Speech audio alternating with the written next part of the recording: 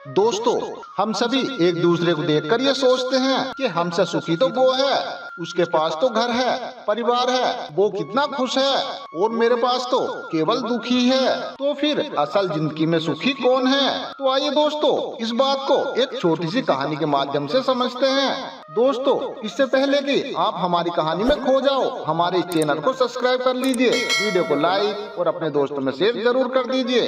तो आइए दोस्तों, जल्दी से वीडियो को शुरू करते हैं। बहुत समय पहले की बात है, एक भिखारी एक गांव में भीख मांगने के लिए जाता है। भिखारी भीख मांगते मांगते एक किसान के दरवाजे पर पहुंचता है। वह भिखारी किसान के घर का दरवाजा खटखटाता है, लेकिन अंदर से कोई भी आवाज नहीं आती।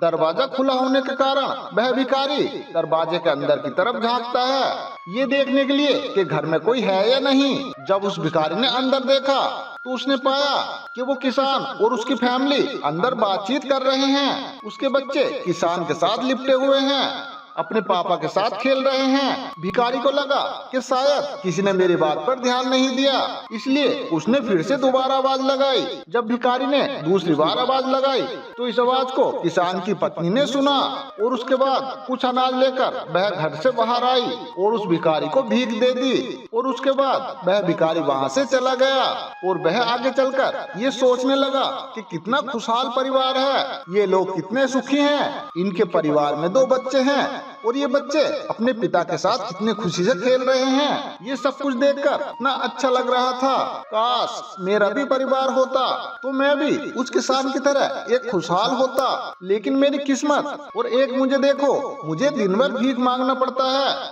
और घर आकर खुद को ही खाना बनाना पड़ता है। मुझे बहुत ज्यादा परेशानी होती है। और यह सोचता हुआ वह भिखारी आगे की तरफ चला गया।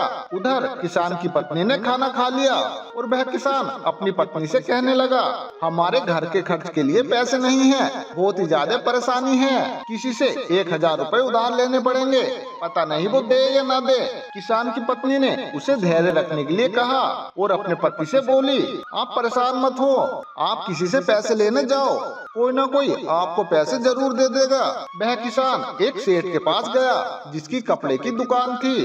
वह सेठ ब्याज पर लोगों को पैसा देता था। उस किसान ने सेठ से 1000 रुपए मांगे और जब वह सेठ 1000 रुपए किसान को दे रहा था तो उसने देखा वहाँ पैसों का हिसाब लगा हुआ है। किसान जब सेठ के पास से गया तो वह सोचने लगा, यह सेठ नहीं खुश नसीब है और मुझे देखो, मैं 500 या 1000 रुपए के लिए घबरा रहा हूँ, दूसरों के आगे हाथ फैला रहा हूँ और इस सेठ के पास बहुत ही ज्यादा पैसा है। किसान यह सोचते सोचते घर चला गया।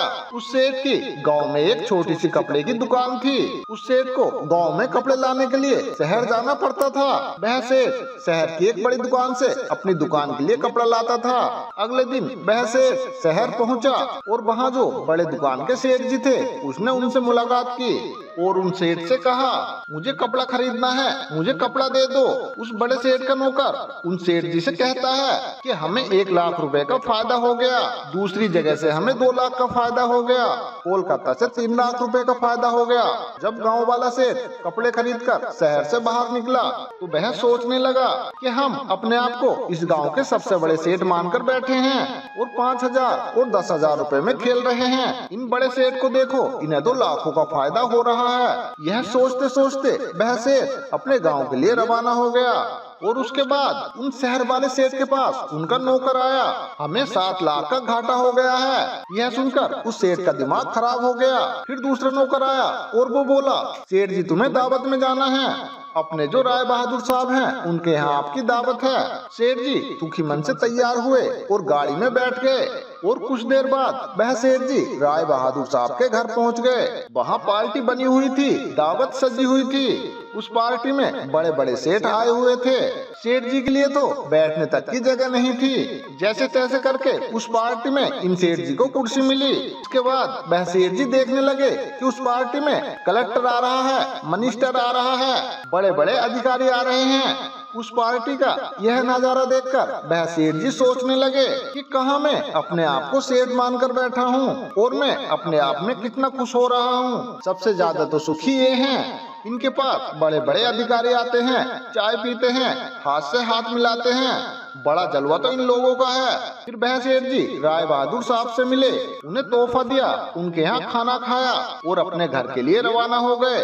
राय बहादुर साहब के यहाँ दावत खत्म हो चुकी थी और राय बहादुर साहब के सर में दर्द होने लगा, क्योंकि इन्हें पूरे दिन में चिंता थी कि हमारी दावत कैसी होगी। और फिर वह जाकर अपने कमरे में लेट गए। नौकर आकर राय बहादुर साहब की सेवा करने लगे। जब सर दर्द बढ़ गया तो उनके नौकरों ने डॉक्टर को बुलाया।